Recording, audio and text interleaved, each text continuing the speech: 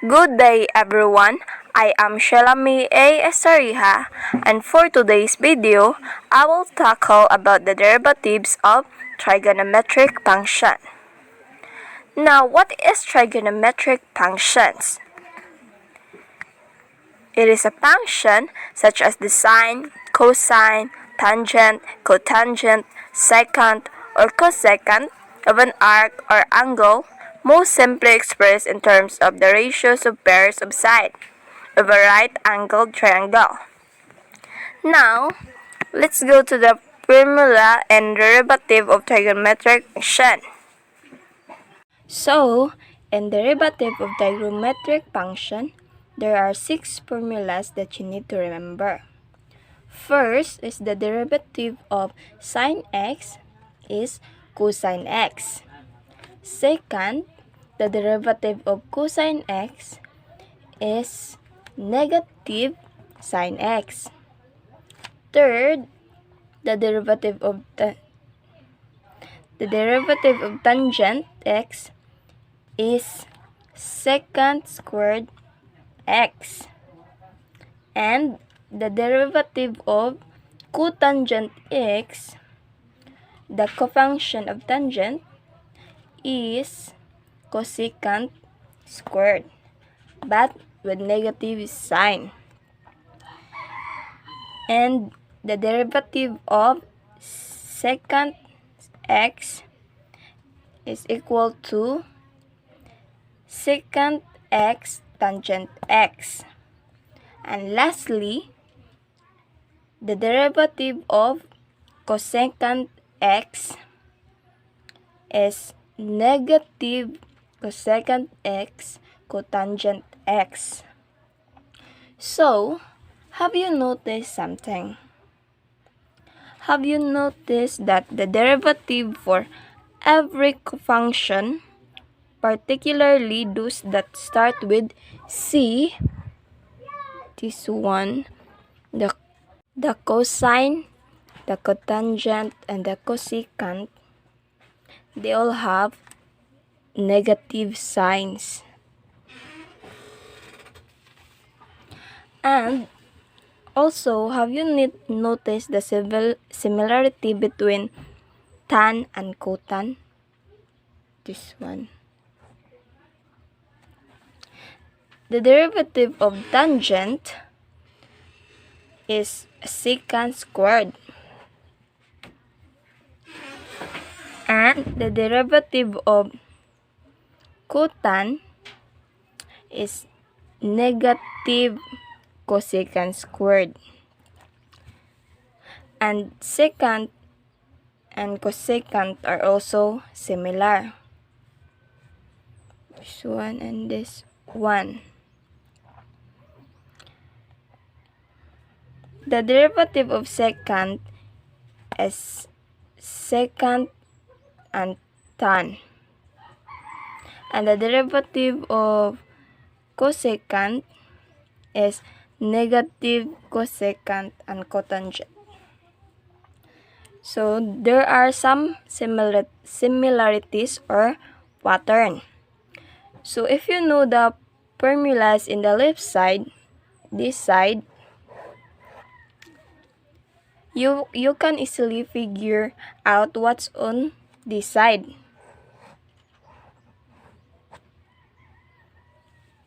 So, now let me show you 3 examples. So, example, let's find the derivative of this equation. The derivative of 5 sine x minus 4 tangent x. So first, let's distribute this symbol. So, it's going to be 5 times the derivative of sine x minus 4 times the derivative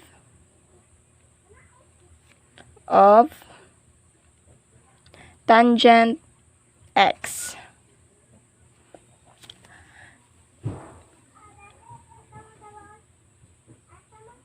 So we know that the derivative of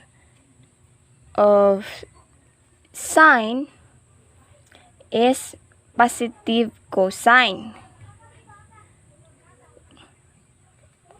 and the derivative of tangent is secant squared. So the final answer is 5 cosine x minus 4 secant squared.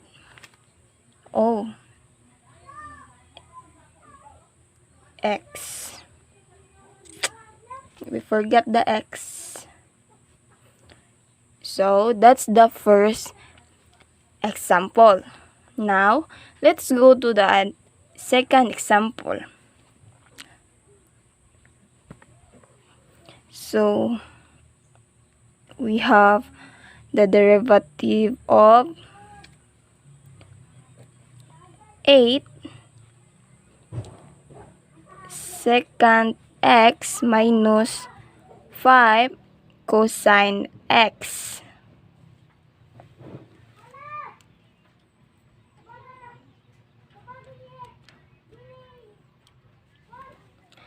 So, this will going to be 8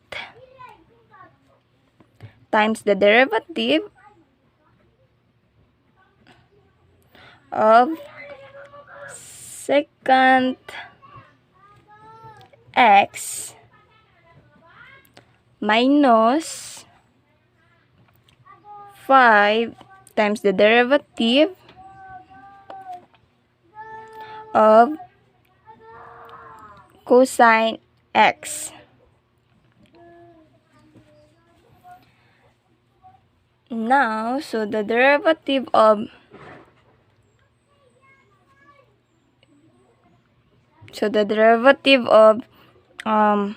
what's this?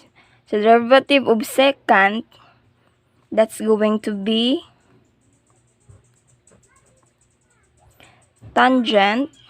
secant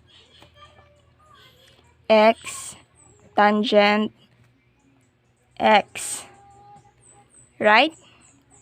So, and minus 5 copy. So the derivative of cosine will be negative sine x. So that will be our final answer, which is 8 secant x tangent x.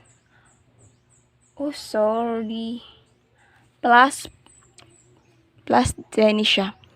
Plus 5 sine x. And now, let's go to the third example, which is the derivative of 2 cotangent x minus 7 cosecant x. So, this is going to be 2 times the derivative of cotangent x, and then minus 7 times derivative of cosecant x. So, what is the derivative of cotangent x? Now, think about the derivative of tangent. The derivative of tangent is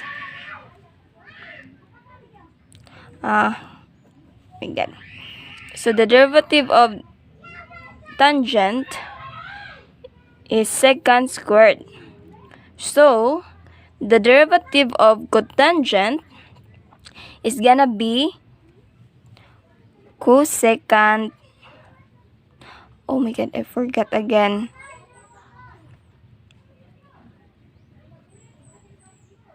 Cosecant squared x.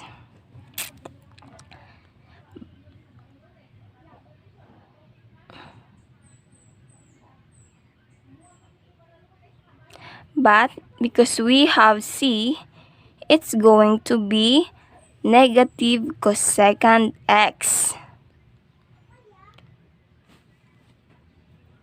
So, now that the derivative of oh my god. So, we know that the derivative of secant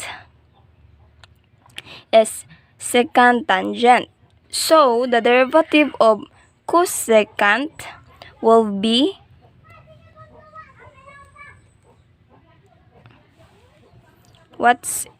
it will be. So, it will be negative cosecant x and cotangent x.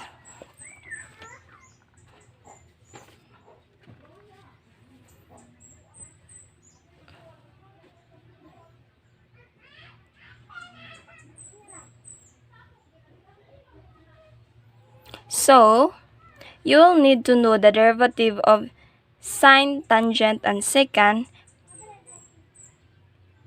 If you know, you can figure out the other three. So, the final answer will going to be negative. Oh, no.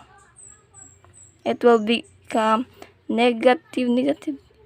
Sure, I forgot to write. It will become negative 2 cosecant squared plus